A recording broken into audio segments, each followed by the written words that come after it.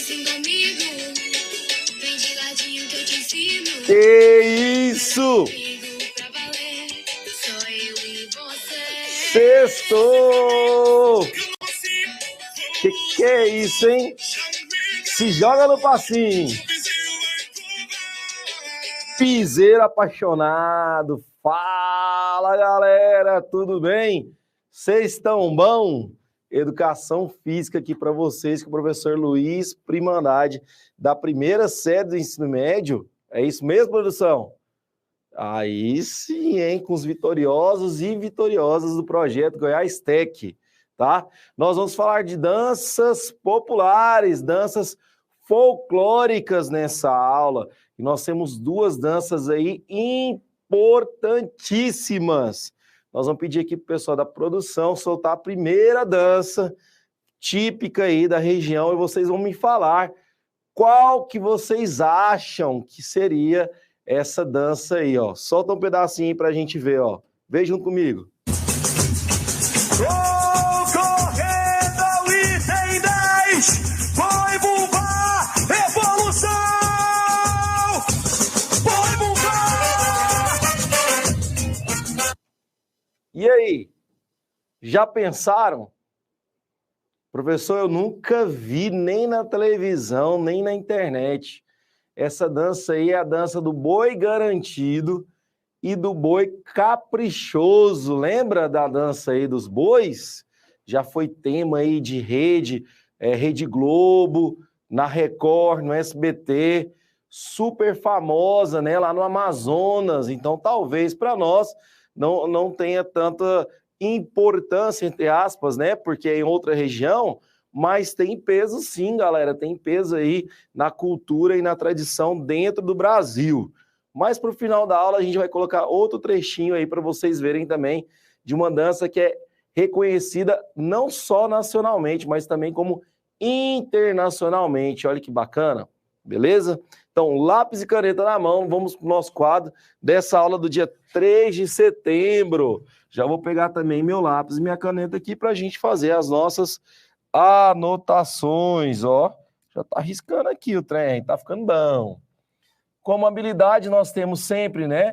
Despertar o interesse por uma abordagem histórica, então tem fatores históricos influenciando das múltiplas variações da cultura corporal enquanto objeto de pesquisa e área de interesse social vinculada ao mundo do trabalho, de modo a inseri-la nesse universo como elemento humanizador das relações de trabalho. Estamos falando todo esse mês também, né, sobre danças e manifestações artísticas mais voltadas para o regionalismo. Dança e suas relações com a diversidade 2. Mediador e mediadora. Anotem aí, ó, diversidade 2. Não confunda o que a gente viu aí no mês de agosto, não, tá bom? Beleza? Show de bola? Então, como que começou as danças folclóricas do Brasil ou no Brasil? Pensa aí um pouquinho. Ah, professor, eu acho que tem a ver com a religião. Tem outros que vão falar assim, eu acho que tem a ver com a cultura. Outras pessoas vão afirmar, eu acredito que tem a ver com a história. Então, as danças folclóricas vão ser uma mistura, né, de tudo aí que vocês estão pensando. Então, vamos anotar?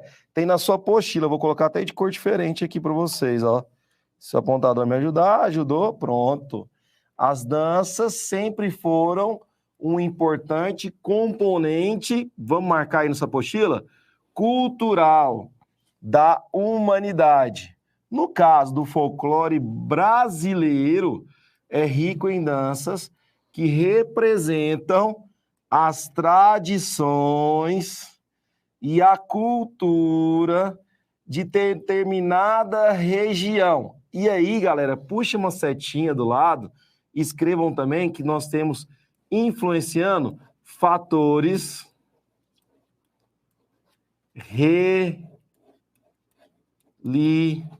religiosos, principalmente no Centro-Oeste, não é verdade?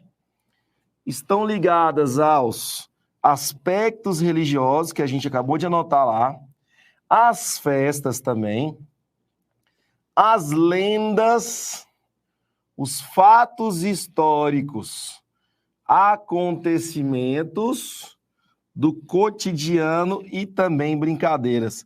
Vamos puxar uma seta aqui, ó, e anotar aí. Isso aí é importante.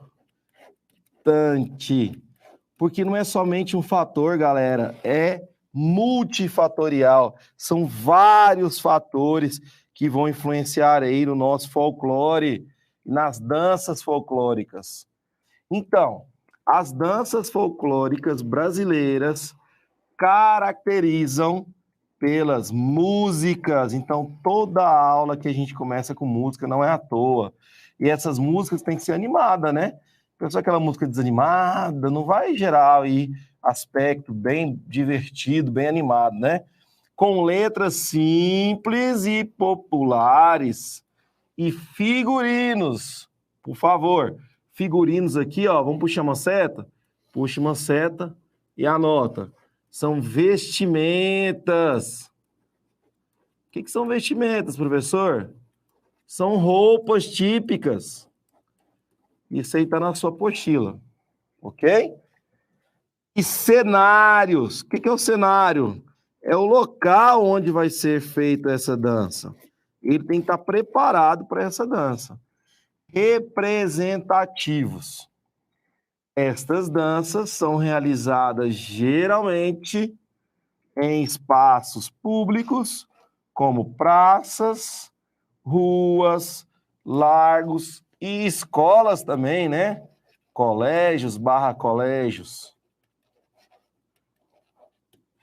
Então, pensa comigo aqui.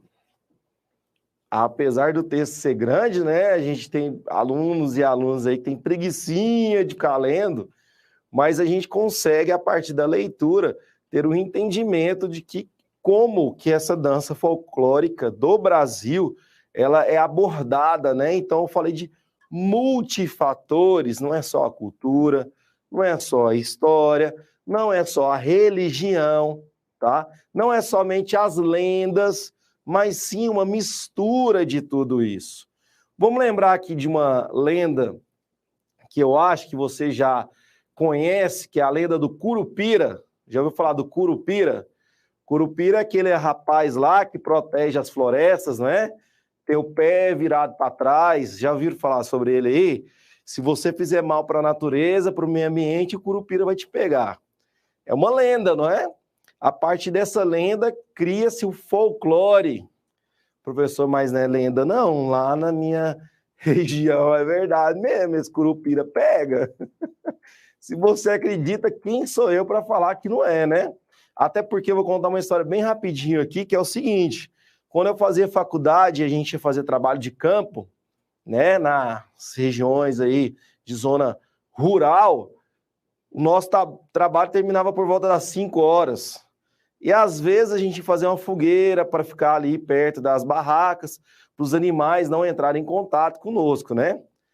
E nesse lado aí de fazer fogueira, acaba que a gente pega um pedaço ali de árvore ou outro que está caído no chão e gera uma fumaça. E aí, nesse intervalo de tempo que a gente estava fazendo a fogueira, por volta das 6 horas, começa a anoitecer muito rápido, né? Porque a gente não está na cidade, o sol se põe e com isso fica muito escuro. A gente começou a ouvir um barulho, mexendo nas folhas. O rapaz que estava com a gente da região falou, não preocupa não, que isso aí é o Curupira querendo cuidar da natureza. Apesar do Luiz Carlos estar fazendo uma faculdade, ter conhecimento das lendas, estudar isso também na educação física e também na biologia, eu vou falar um trem para vocês, confessar uma verdade aqui. Eu fiquei sem dormir esse dia, pensando que o Curupira ia pegar a gente. Por mais que eu ache que não é a verdade, né? Meu subconsciente ficou tremendo de medo lá a noite inteira, achando que era o Curupira. Eu tinha lá por volta de 18, 19 anos e não conseguia à noite. Ou seja, a lenda, ela tá tão enraizada na nossa cultura, né? Na nossa vida, que acaba influenciando a forma da gente viver, não somente as danças, né? Olha que massa essa história. E você, já teve alguma história aí de alguma lenda do Boitatá, da Iara, Mãe d'Água, que você contou aí nas suas rodas de amigos? Já tem alguma lenda aí que você acredita que ela exista ou que você passou algum apuro? Depois me conta aqui nas mídias sociais. Continuando nossa videoaula, olha que massa. No caso, então, as festas da cultura popular brasileira são reconhecidas por terem o quê? Um papel importante na consolidação das identidades sociais. E além disso, além das festas carnavalescas, ou seja, puxa uma setinha e escreve aí, do carnaval, que todo mundo conhece, né? Esse aí não tem jeito de você não conhecer. Nós temos a festa junina, que acontece no mês de junho, a festa natalina, lá no mês de dezembro, né? E a da produção agrícola de regiões. Qual que é a festa aí de produção agrícola da sua região, que é forte? Marque aí no seu caderno, anote ou coloque aqui no comentário. Na sua região aí de Jussara, Jataí, Catalão, Piracanjuba, Anápolis, região de Ceres, Rialma, São Luís de Montes Belos, qual que é a sua festa agrícola típica da sua região? Pessoal aí de Edéia, Indiara, tem, né, essa festa agrícola. Ou também de ordem religiosa. Anotem no seu caderno. Qual que é a festa com caráter religioso que acontece na sua cidade aí, ó? Vamos supor que você seja aí de Pirinópolis, né? Você seja da cidade de Goiás. Qual que é a festa religiosa que tem aí bastante marcante? Anotem na sua apostila. E as de homenagens cívicas, entre outras, ganham visibilidade ao longo dos anos e incorporam nos modos de ser dessa população. Vamos dar um exemplo simples aqui para vocês? O pessoal da CRED Trindade, tá? Tem conversado comigo muito, né? E falou que nesse ano de pandemia não teve aquela festa religiosa, né?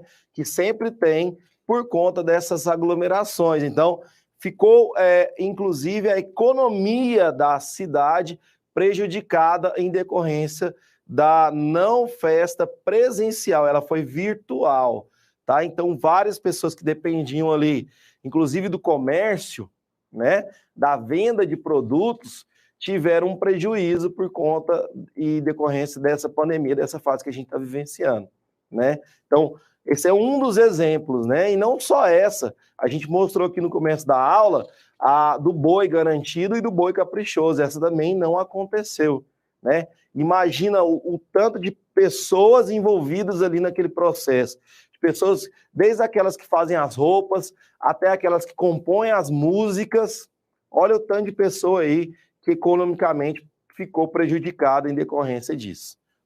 Pensaram sobre isso? Uma forma também de você refletir o lado econômico dentro das aulas aí de educação física. Continuando, bora aqui. Isso parece o quê, então? Então, bora lá mudar para ficar bonitão. Eu gosto de colorido, é igual os mapas mentais que a gente faz. Isso que parece parte fundamental da formação humana, suas festas e variadas manifestações nela inseridas, está quase totalmente ausente da literatura acadêmica dos cursos de formação. Pensando aqui, vamos para a câmera 2. Você já deve ter, em algum momento da sua vida, dançado uma festa junina, não é verdade? E nessa festa junina, você pode ter a certeza que você foi influenciado para a sua vida toda. No caso do Luiz Carlos, que eu não gostava muito de dançar a festa junina, apesar de ser professor de educação física, mas naquela época, como criança, nem pensava em fazer educação física, né? E minha área aí de concentração é o futsal. Eu fui grande treinador aí muito tempo, então a educação física tem vários ramos. Então, na educação física, como um todo, escolar, tinha a época da festa junina. E eu, quando criança, detestava detestava dançar festa junina, gente. Você não imagina a dor que dava no meu coração, porque como eu era meio custoso, né? Conversava demais, mas apesar de tirar notas boas, colocava eu para dançar com todas as meninas, como forma de castigo. Eu tinha que dançar a coreografia com todas. Olha que interessante isso aí. E aí, a partir desse ponto, né, pela que eu vivenciei, eu comecei a criar ranço. Já ouviu essa palavra? Criar ranço. Comecei a ficar com raiva da festa junina e eu não queria dançar de jeito nenhum, tá?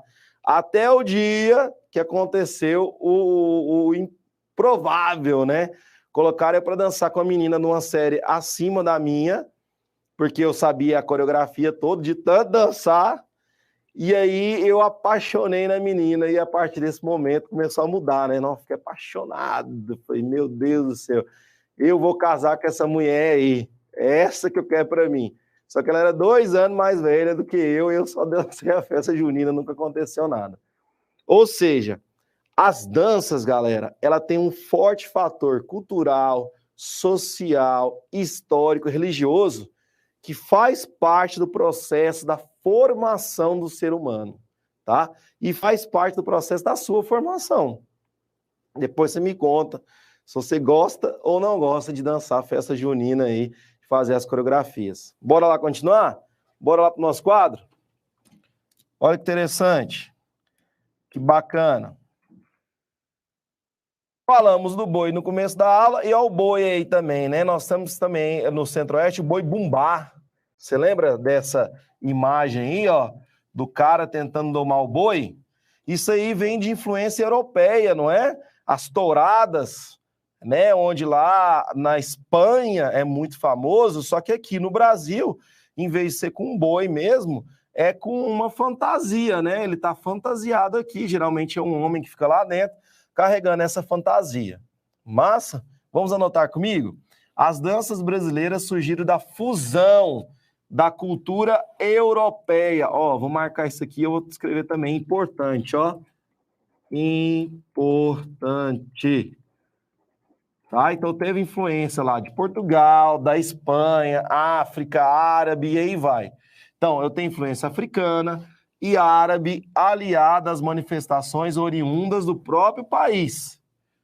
A dança vai ser o quê? Uma expressão artística, considerada um elemento fundamental da cultura e para a cultura local e, sobretudo, mundial.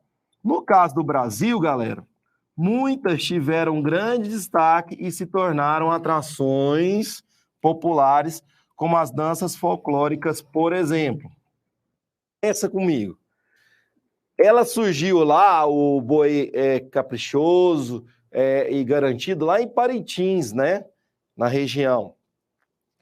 E ela teve um destaque tão forte e começou a crescer de tal maneira que ela deixou de ser regional, passou a ser nacional e se tornou mundial. Várias pessoas do mundo todo vêm para cá para ver essa apresentação. Assim também como o carnaval, né? Eu morei muito tempo na Europa e falou, eu sou do Brasil, I'm from Brazil, né? Em inglês lá. Brasil, carnaval! O pessoal já fala isso aí direto. E por incrível que pareça, geograficamente falando, Brasil, por conta do carnaval ser muito forte no Rio de Janeiro, o pessoal acha lá de fora que a capital do Brasil é o Rio de Janeiro. Acontece muito isso. Né? O pessoal não sabe que é Brasília. Vão falar, carnaval, Rio de Janeiro. Não, é carnaval no Rio de Janeiro, mas a capital do Brasil não é no Rio de Janeiro. Por conta dessa influência que temos até hoje, tá? Até hoje a gente tem. Então, morei nos Estados Unidos, morei na Europa, e o pessoal correlaciona muito por conta dessa difusão, né, de valores, de cultura para o exterior, e a gente acaba influenciando lá. Eu fiquei sabendo, lendo algumas reportagens aí, que carnaval tem até no Japão. O Japão reproduz a nossa festa de carnaval lá no Japão. Olha, tanto que chega em outras regiões bem distantes. Continuando aqui, então, para a nossa videoaula, espero que vocês estejam acordados aí, ó. Acorda, menino! Outro trecho que a gente vai falar aí para vocês, e a produção vai soltar, vai ser essa imagem que vai aparecer aí para vocês. E eu acho que alguns de vocês conhecem, que é o frevo. Vamos soltar o frevo, então? Foca aí no frevo.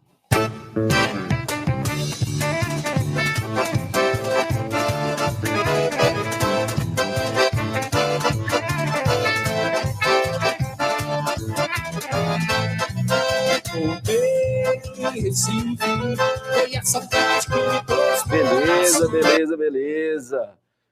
Viram aí o frevo? Né?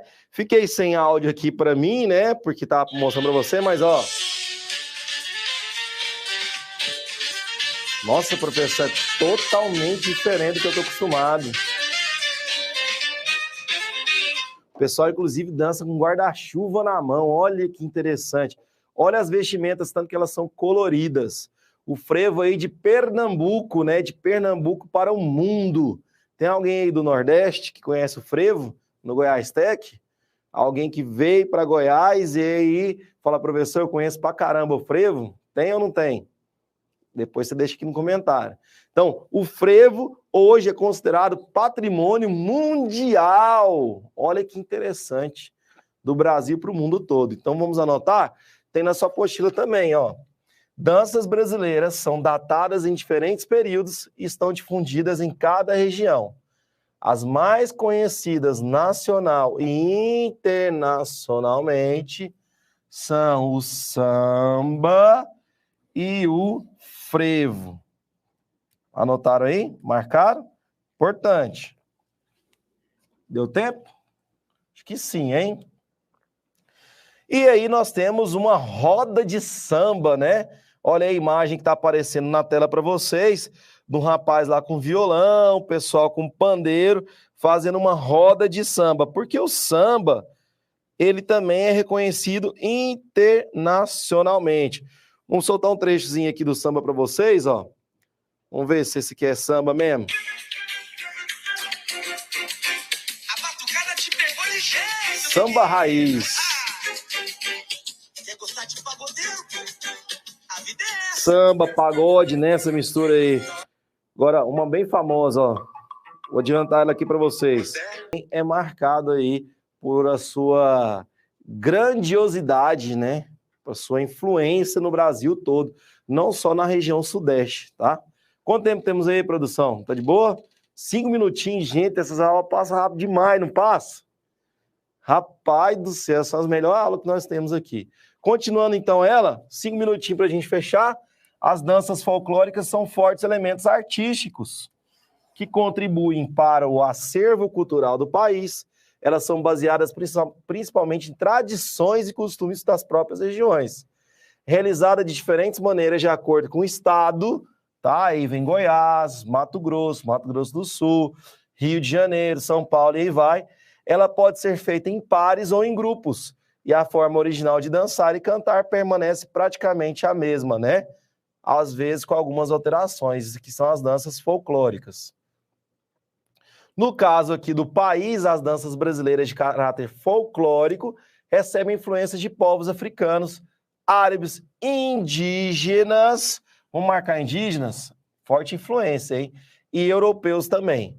As religiões, sobretudo a Igreja Católica, teve um forte e tem ainda uma forte influência no surgimento de personagens e conto da história brasileira. Uma característica marcante das danças brasileiras são as músicas simples e os personagens chamativos, e aqui a gente já falou sobre ele nessa aula de hoje. Beleza, galera? Um dos exemplos que a gente pode comentar com vocês é a Folia de Reis. Já participou de uma Folia de Reis? No caso, a Folia de Reis ela está associada a uma tradição cristã e portuguesa misturada com a Espanha, que chegou no Brasil no século XIX, tá? O que seria a Folia de Reis? É uma festa católica com o intuito de comemorar a visita dos Reis Magos, tá? Essa celebração dura de 12 dias, vai do dia 24 de dezembro, véspera do nascimento de Jesus, até o dia 6 de janeiro, essa folia de reis.